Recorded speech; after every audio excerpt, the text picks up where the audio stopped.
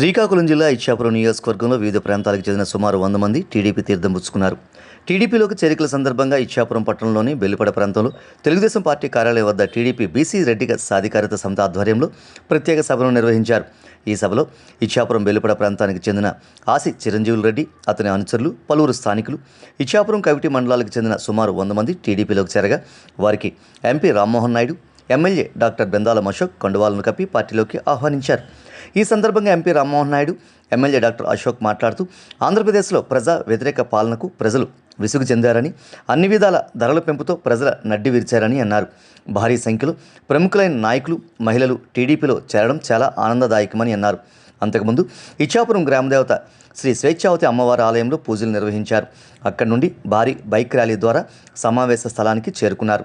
ఈ కార్యక్రమంలో TDP BC రెడ్డిగ సాధికారత సమితి కన్వీనర్ కొండా శంకర్ అధ్యక్షత వహించగా, టీడీపీ పట్టణ కార్యదర్శి నందిగజాని, మాజీ ఎంపీపీ దక్కద ఢిల్లీరావు, టీడీపీ శ్రీకాకుళం పార్లమెంటు మహిళా విభాగం ప్రధాన కార్యదర్శి ఆసి లీలారాణి, తెలుగు యువత ఇచ్చాపురం నియోజకవర్గ అధ్యక్షుడు కాళ్ళ జయదేవ్ యాదవ్, కౌన్సిలర్లు కాళ్ళ దిలీప్ యాదవ్, పత్రి తౌటయ్య, రాష్ట్ర కార్యదర్శి శాలిన ఢిల్లీ, Telugu professional wing Srikakulam parliamentary అధ్యక్షుడు ఓనా సంతోష్ కుమార్, మణిచంద్ర ప్రకాష్, కొర్రాయి వాసుదేవ్ యాదవ్, ఇతర టీడీపీ నేతలు, టీడీపీ శ్రేణులు భారీ సంఖ్యలో ఎంతో ఉత్సాహంగా ఈ కార్యక్రమంలో పాల్గొన్నారు. జనగణ మంగళ గాయకుడా, ఘనమగు చరితల నాయకుడా, పలుతరములు మము పరిపాలించర స్వామికుడా, నవయుగ మేధో సైనికుడా, సమయము తెలియని సేవకుడా, యువ నవ్యాంధ్రకు ప్రగతిని చూపర సాధకుడా, వైతాళికుడా.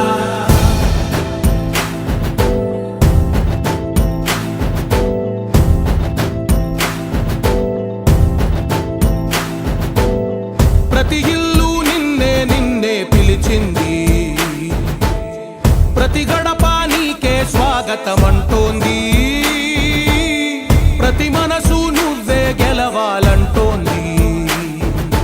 పెద్ద కొడుకు నీవై తోడున్నావో చాలు, జరుగుతుంది మాకు మేలు మేలు. ఇంటి పెద్ద నీవై నిలిచి ఉంటే చాలు, వెళ్ళి విరిసి పోవ రాష్ట్రమంతటా శాంతి క్రాంతి సంతోషాలు.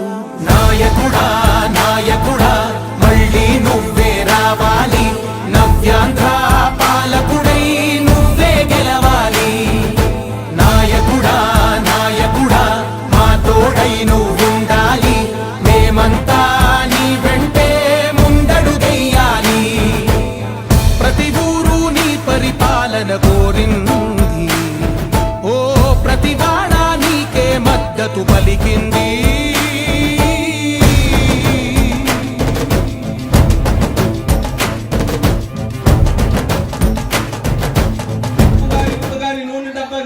మనం కొనుక్కోగలుగుతున్నామా?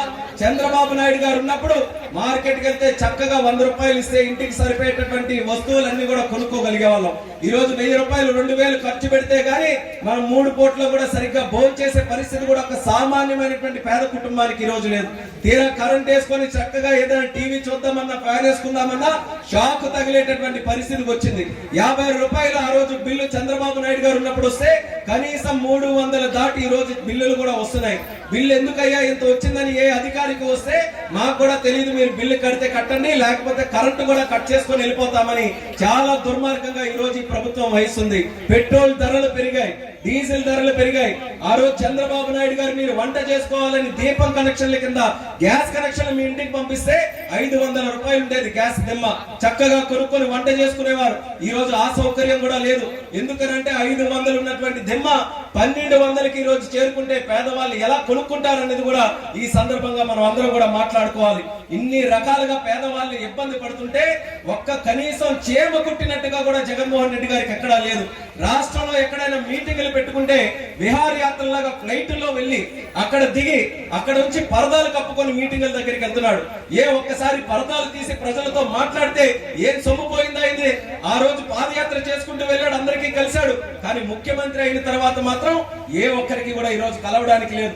పరదాలు కట్టుకొని డోర్లు ముయించుకొని గ్లాసులు ముయించి కనీసం ఆయన తాలూకా మొహం కూడా కనిపించకుండా ఈ రోజు ముఖ్యమంత్రి తిరుగుతున్నాడంటే ఎంత దొంగచాటుగా ఈ ముఖ్యమంత్రి వ్యవహరిస్తున్నాడు అనేది ప్రజలందరూ కూడా గుర్తుపెట్టుకోవాలి. అదే ప్రజల తాలూకా నమ్మకం ఉంటే, ప్రజల తాలూకా ధైర్యం ఉంటే ఈ రోజు ఖచ్చితంగా పబ్లిక్ మధ్యలో తిరిగేవాడు.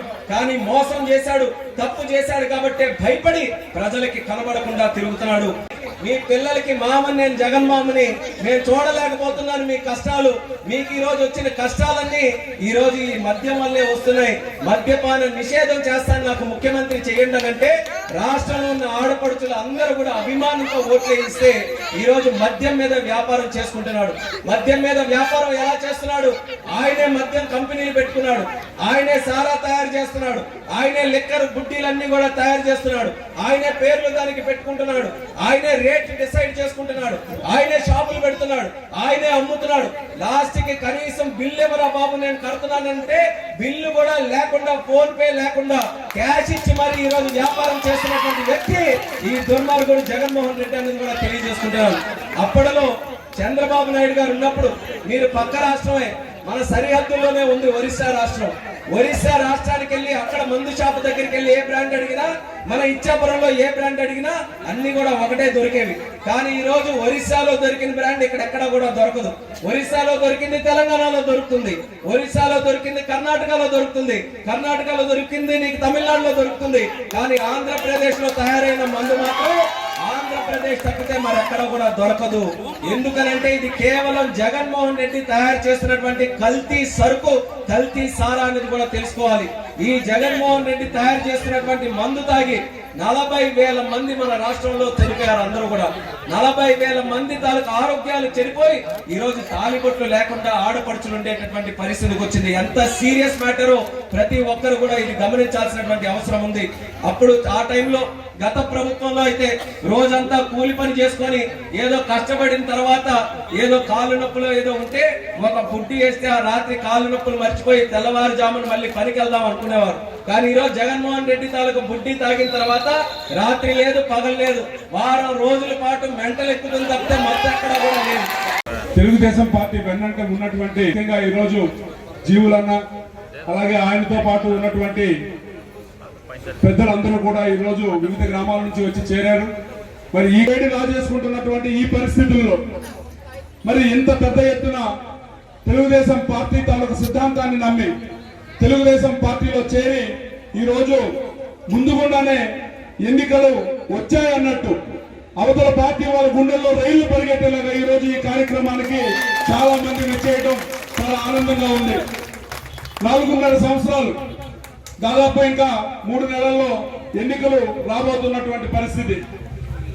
పెద్దలు జీవులు గారు కానీ అలాగే కొండాశంకర్ కానీ చాలా విషయాలు ఇక్కడ చెప్పారు.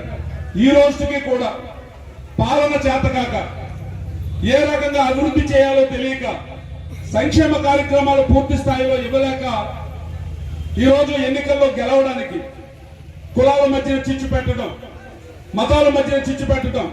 ఇందాకలే ఒక మీడియా సోదరుడు నాకు అడుగుతున్నాడు, ఈరోజు మీ నియోజకవర్గంలో కుల ప్రాతిపదికన సరైనటువంటి కార్యక్రమాలు అవతల పార్టీ వాళ్ళు చేస్తున్నారు కంటే ఏ రకంగా చేస్తున్నారో నాకైతే అర్థం కాలేదు. ఈ రోజుకి కూడా ప్రజల్ని మభ్యపెట్టే విధంగా, ఎందుకంటే ఇచ్చాపురం నియోజకవర్గం చరిత్ర ఒకసారి మీరు తీసుకోండి.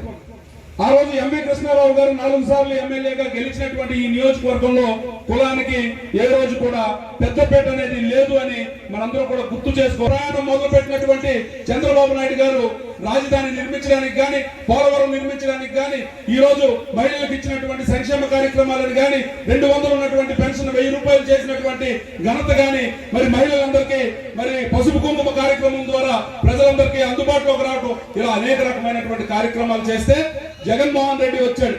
ఒక్క అవకాశం ఇవ్వమంటే చాలా మంది ఇక్కడ ఉన్నటువంటి వాళ్ళు కూడా ఏదో యువకుడు కదా అద్భుతాలు సృష్టిస్తాడేమో, ఒకసారి అవకాశం ఇద్దామని చెప్పి చాలా మంది ఆలోచించారు. ఆలోచించి ఆయనకు ఒక అవకాశం ఇస్తే ఈ రోజు ఆయన ఏం చేస్తున్నాడు? ఎంత దయనీయమైనటువంటి పరిస్థితులు ఉన్నాయంటే సామంతరాజులను నియమించుకున్నాడు. ప్రతి సామంతరాజుకి కూడా గ్రామాల్లో వాలంటీర్ అనే ఒక వ్యవస్థ, వాళ్ళు చెప్పిందే వేదం. ఎవరు మాట్లాడడానికి అవకాశం లేదు. ఎవరైనా పొరపాటున తెలుగుదేశం ఓటుతో మాట్లాడితే నీకు పెన్షన్ కట్, ఎవరైనా తెలుగుదేశం వారితో మాట్లాడితే నీకు రేషన్ కార్డ్, నీకు అమ్మఒడి రాదు, నీకు చేయూత రాదు. ఏమిటి దౌర్భాగ్యం? ప్రజలందరూ కూడా ఆలోచించాల్సినటువంటి సమయం ఇది. ఎంత దారుణంగా ఉన్నది అంటే ఈ వ్యవస్థ. మొన్న కొత్త కొచ్చిని గ్రామంకే నేను వెళ్ళాను. ఆ రోజు ఇంటింటికి తెలుగుదేశం కార్యక్రమం అక్కడంతా కూడా చేస్తున్నటువంటి పరిస్థితుల్లో ఒక మధ్య